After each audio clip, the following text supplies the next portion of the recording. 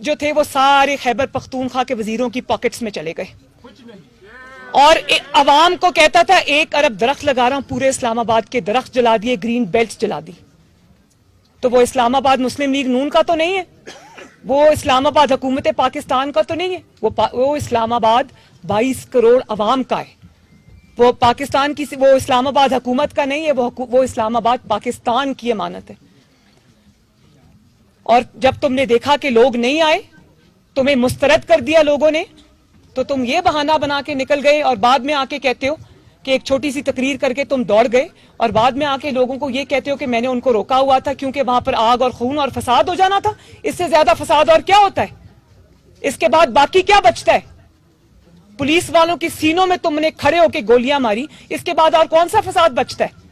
تمہارے لوگوں کے گھروں سے اسلحہ برآمد ہوا، اس کے بعد اب کون سا فساد بچتا ہے؟ پورے اسلام آباد میں تم نے آگ لگا دی، اس کے بعد اب کیا بچتا ہے؟ لیکن شاباش ہے پاکستان کے عوام کو کہ انہوں نے اس فتنے کو سب سے پہلے پہچانا. اور پھر کہتے ہیں، کل میں ان کی ایک خاتون رکن ہے، ان کا سٹیٹمنٹ پڑھ رہی تھی، کہتے ہیں ہمارے لیے راستہ کھولے، پھر دیکھیں انقلاب کیسے آتا ہے. انقلاب راستے کھلنے سے نہیں آتا، انقلاب بند راستوں کو کھول کر اپنا راستہ بنا کے آتا ہے. تو اگر یہ کہیں گے ہم نے تو انقلاب لانا تھا لیکن سامنے رانا تھا،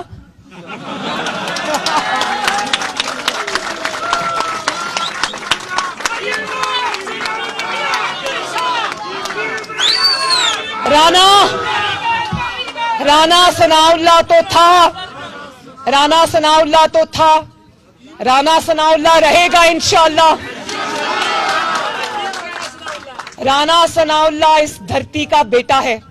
رانا ثناء اللہ کا فرض ہے کہ پاکستان کے 22 کروڑ عوام کو انتشار، فتنہ اور فساد سے بچائے. تو اگر سن لو نا،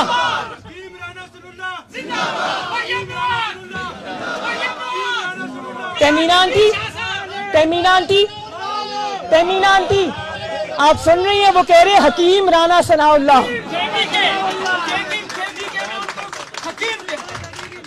رانا ثناء اللہ آج پورے پاکستان کا ہیرو ہے. اور جب آپ کسی کے ساتھ ظلم کرتے ہو، زیادتی کرتے ہو، ناانصافی کرتے ہو، تو فیصلے آسمان سے آتے ہیں. یہ وہی رانا ثناء اللہ تھا نا جس کو تم نے ہیروئن کا جھوٹا مقدمہ ڈال کر اس کے اوپر تم نے اس کو بند کیا سلاخوں کے پیچھے. وہ یاد ہے نا کہ جان اللہ کو دینی ہے.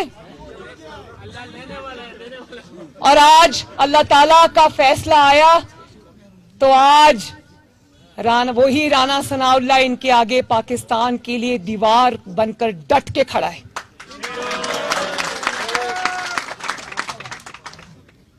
تو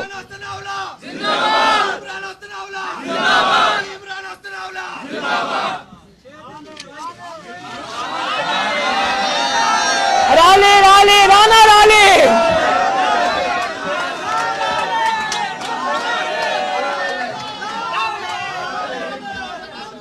اچھا، اب ایک اور بات، وہ جو میں کل نواز شریف صاحب کو کہہ رہی تھی، میں نے کہا میرے جتنے بھی ماشاءاللہ جلسے ہوئے 50 ڈگریز میں 45 ڈگریز میں دنیا جس طرح نکلی اور جس طرح انہوں نے ہماری بات سنی، ساتھ کھڑے ہوئے آ کے عوام، تو میں سب کو خراج تحسین بھی پیش کرنا چاہتی ہوں.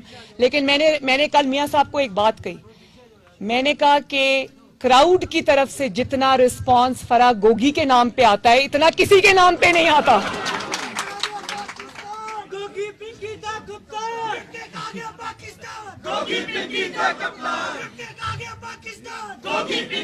اچھا اب ٹھہر جاؤ.